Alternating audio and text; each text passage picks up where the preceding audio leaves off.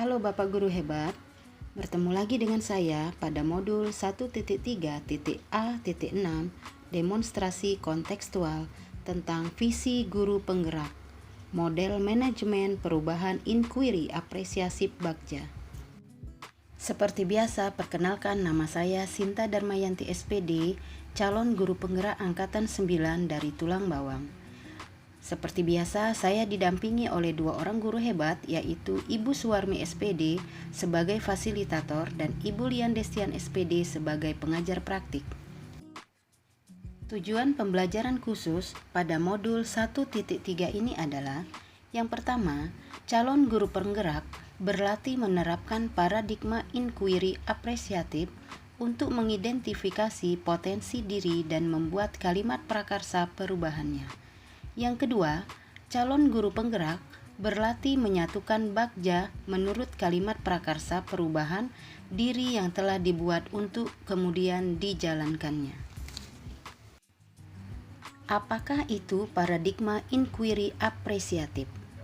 Inquiry apresiatif dikenal sebagai pendekatan manajemen perubahan yang kolaboratif dan berbasis kekuatan, yang menggunakan prinsip-prinsip utama psikologi positif dan pendidikan positif, serta dapat memberikan kontribusi pada keberhasilan. Berikut ini adalah tahapan paradigma inquiry apresiatif. Yang pertama yaitu buat pertanyaan utama atau define. Yang kedua, ambil pelajaran atau discover. Yang ketiga, gali mimpi atau dream. Yang keempat, jabarkan rencana atau desain. Yang kelima, atur eksekusi atau deliver. Rumusan visi guru penggerak dari saya yaitu terwujudnya peserta didik yang berakhlak mulia, cerdas, kreatif, kolaboratif, mandiri, dan berbudaya. Penjelasan komponen visi yang saya rumuskan adalah sebagai berikut. Yang pertama, berakhlak mulia. Kegiatan yang akan saya lakukan yaitu menanamkan pembiasaan perilaku baik dan santun sebagai cerminan akhlak mulia dalam kehidupan sehari-hari, sesuai dengan gambaran profil pelajar Pancasila, yaitu beriman dan bertakwa kepada Tuhan Yang Maha Esa serta berakhlak mulia. Yang kedua, cerdas. Kegiatan yang akan saya lakukan yaitu menumbuhkan sikap berpikir kritis pada peserta didik dengan menyajikan pembelajaran yang kreatif dan inovatif. Hal ini menggambarkan profil pelajar Pancasila bernalar kritis.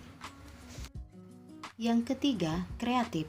Sebagai guru penggerak, saya akan memfasilitasi kegiatan belajar yang aktif dan menyenangkan sesuai dengan tahapan perkembangan, minat, dan potensi anak. Selanjutnya, kolaboratif. Sebagai guru penggerak, saya akan menciptakan program kerjasama dalam melakukan kegiatan kelompok pembelajaran. Yang kelima adalah mandiri. Sebagai guru penggerak, saya akan membangun pembiasaan perilaku disiplin, percaya diri, dan bertanggung jawab secara mandiri. Yang terakhir adalah berbudaya. Sebagai guru penggerak, saya akan menerapkan pembelajaran yang berbasis kearifan lokal, sesuai dengan gambaran profil pelajar Pancasila, yaitu berkebinekaan global. Prakarsa perubahan diri dari saya yaitu berfokus pada visi dalam aspek mandiri, sesuai dengan profil pelajar Pancasila. Dalam hal ini, saya berusaha untuk mewujudkan murid TK Abadi Perkasa yang disiplin melalui pembiasaan dan pembelajaran. Untuk mewujudkan visi saya menggunakan tahapan bagja berdasarkan perubahan diri. Tahapan bagja yang pertama yaitu buat pertanyaan utama. Ini saya membuat pertanyaan. Yang pertama, mengapa murid kurang disiplin? Yang kedua, bagaimana solusi yang dapat saya lakukan untuk meningkatkan sikap disiplin pada anak PAUD? Tindakan yang saya lakukan adalah: yang pertama, memberikan motivasi dan manfaat memiliki sikap disiplin. Yang kedua, mencari referensi tentang cara meningkatkan sikap disiplin. Yang ketiga, berdiskusi dengan kepala sekolah dan rekan sejawat. Yang keempat, menonton video manfaat dan akibat memiliki sikap disiplin. Tahapan selanjutnya adalah ambil pelajaran.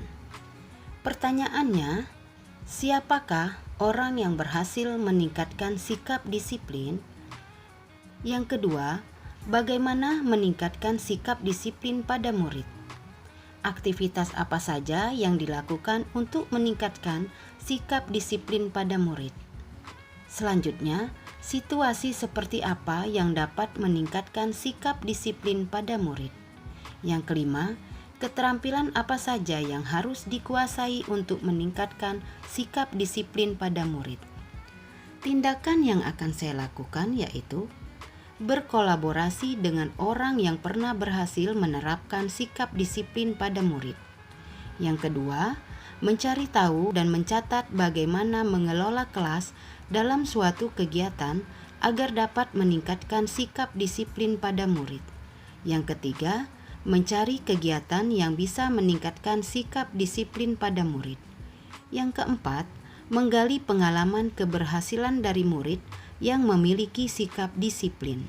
Yang kelima, menceritakan kepada murid tentang perubahan baik yang terjadi pada murid yang memiliki sikap disiplin. Tahapan selanjutnya, gali mimpi. Pertanyaannya adalah: 1. Kebiasaan baru apa yang akan saya lakukan setelah sikap disiplin ini meningkat? Yang kedua, bagaimana perasaan saya ketika melihat sikap disiplin sudah meningkat pada murid saya? Yang ketiga, hal apa yang paling mendukung agar sikap disiplin terus meningkat sehingga menjadi pembiasaan murid? Yang keempat, bisakah semua murid saya memiliki sikap disiplin dalam situasi apapun? Tindakan yang akan saya lakukan yaitu: yang pertama, membuat program pembiasaan di sekolah yang mampu meningkatkan sikap disiplin. Yang kedua, menciptakan suasana kelas yang tertib. Yang ketiga, meyakinkan dan memotivasi murid bahwa sikap disiplin disukai banyak teman. Yang keempat, membuat daftar kegiatan baru untuk meningkatkan sikap disiplin pada anak. Yang kelima, melibatkan anak secara langsung dalam setiap kegiatan sekolah. Yang keenam, mempraktikkan kegiatan tersebut secara berkelanjutan. Tahapan selanjutnya yaitu jabarkan rencana. Pertanyaannya adalah: apa langkah sederhana atau pertama yang harus dilakukan untuk meningkatkan sikap disiplin murid?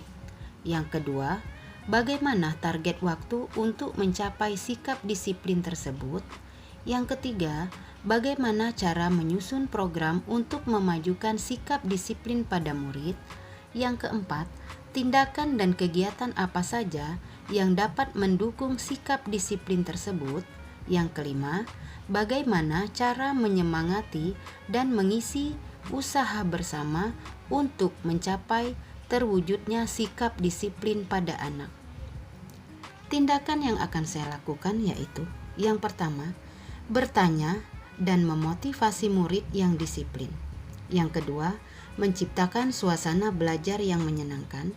Yang ketiga, menyusun strategi pembelajaran yang dapat menumbuhkan sikap disiplin. Yang keempat, membuat catatan khusus target yang akan dicapai.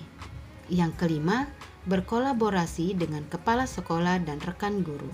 Yang keenam, berikan penghargaan kepada murid ketika mereka melakukan kedisiplinan dengan berkata hebat, atau memberi jempol, atau memberi logo khusus dan lain sebagainya. Tahapan terakhir yaitu atur eksekusi. Di sini pertanyaannya adalah: yang pertama, siapa saja yang akan saya libatkan dalam menyusun rencana untuk peningkatan sikap disiplin pada murid? Yang kedua, Kapan rencana peningkatan disiplin pada murid dimulai? Yang ketiga, siapa saja yang akan mengamati dan memantau proses peningkatan sikap disiplin pada murid? Yang keempat, siapa yang menyelesaikan dan membahas solusi dari permasalahan yang muncul? Yang kelima, bagaimana tindak lanjut yang dapat mewujudkan kemandirian dalam sikap disiplin pada murid? Selanjutnya, tindakan yang akan saya lakukan yang pertama, berkoordinasi dengan kepala sekolah dan guru untuk menyusun strategi peningkatan sikap disiplin pada murid. Yang kedua, melaksanakan strategi pembelajaran dan program pembiasaan yang telah tersusun secara konsisten dan berkelanjutan. Yang ketiga, menyiapkan tempat dan waktu bagi anak untuk menerapkan kedisiplinan. Yang keempat, meminta murid untuk saling mendukung meningkatkan sikap disiplin. Yang kelima, bekerja sama dengan rekan guru untuk melakukan hal yang sama di kelas masing-masing. Demikian video modul 1.3.a.6 demonstrasi kontekstual visi guru penggerak dengan model manajemen perubahan inquiry apresiatif Bagja. Thank you. Salam guru penggerak, guru bergerak Indonesia maju. Wassalamualaikum warahmatullahi wabarakatuh.